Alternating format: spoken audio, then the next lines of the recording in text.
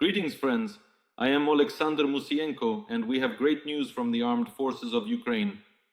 We are currently waiting for further confirmation, but already in many media outlets, information is appearing that strikes have been made on the location of the 112th Missile Brigade. It is located in Shuya. Shuya is 800 kilometers from Ukraine, from the border in the Ivanovo region. Secondary detonations have been recorded. An infrastructure damage in Shuya, and in fact, this is a continuation of retribution for the attacks, and not only for the attack from the side.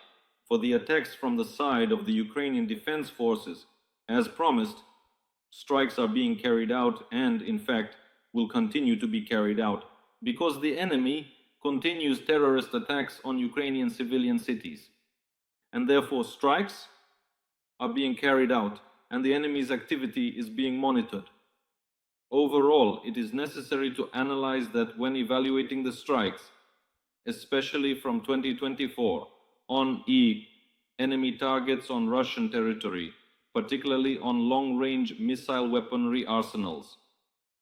Russia has begun to take a series of measures to try to camouflage the movement and temporary deployment and storage of their missiles.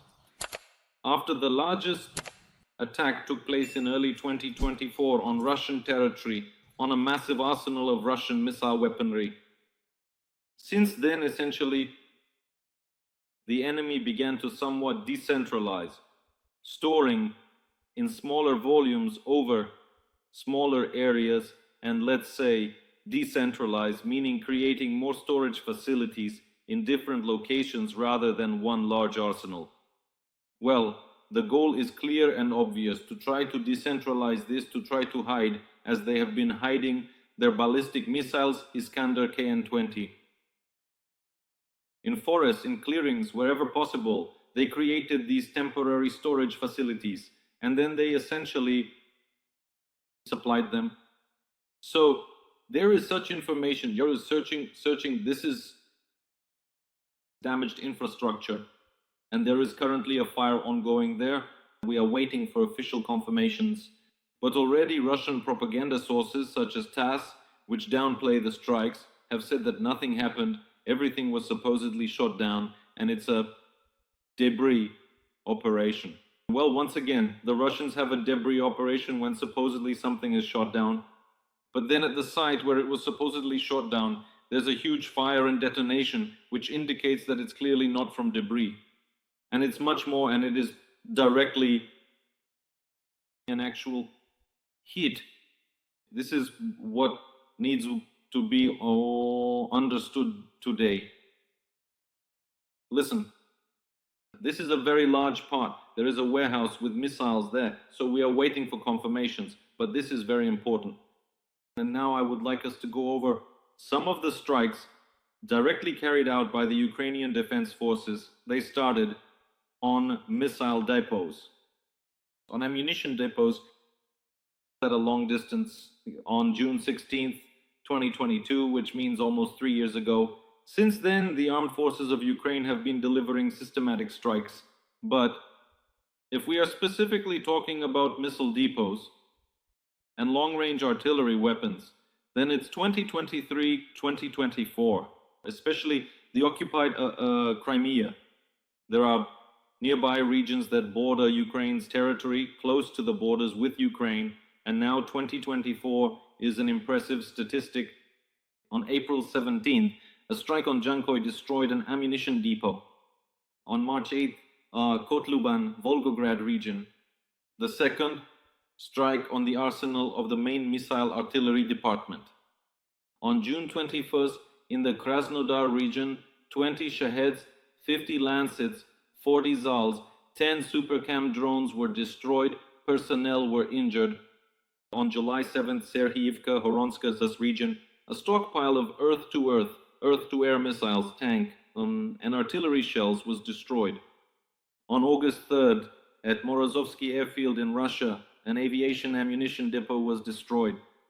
On September 18th, 2024, Toropets, Tver region.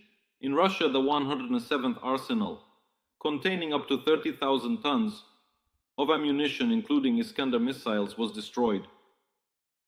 Krasnodar region. On September 21st, 90% of the ammunition stockpile from North Korea was destroyed, and on September 21st, in Oktyabrskaya Tver region, 23 were destroyed. The arsenal of the main artillery directorate. As we can see, there was often a small difference between the strikes, especially on June 21st, July 7th, August 3rd, one strike, a powerful strike on the arsenals per month. And if we take the statistics from September 18, 2024, then 18, 21, 21, twice in one day, now we see some repetition. Because literally the day before yesterday, there was a strike on the 448th Rocket Brigade of Russia in the city of Kursk. And now we already have Shuya, Ivanovo region. A strike, well, literally with a difference, practically up to bar. That is, one could say that most likely we are now going to see a new phase of hunting Hussein by the SO on Russian military targets, especially on depots. Again, when I'm asked why such strikes have become less frequent and what the question arises, there is an explanation. The explanation is that the enemy is trying to hide, they are trying to disperse it, not keep it centralized, and therefore, in fact, time is needed, time for intelligence to work, to establish the location and the facts that there are indeed missiles or munitions there. This, of course, also requires time to prepare for attacks and deliver appropriate strikes. This too. But what can be stated is that Ukrainian capabilities are only increasing.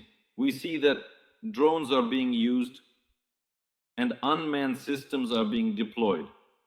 The main intelligence directorate of the Ministry of Defense, the Security Service, other components are precisely aimed at reducing and limiting Russia's potential against the backdrop of the enemy's dependence on artillery from North Korea. It is already evident that Russia's weakness is showing, but unfortunately, as long as Russia has partners like Pyongyang, like the DPRK, they will certainly have certain capabilities. However, Ukraine, I am convinced, will continue to work towards destroying as many forces and means as possible. It is extremely crucial and important for us regarding the enemy, so that the enemy cannot hide anywhere, so that they cannot feel safe anywhere.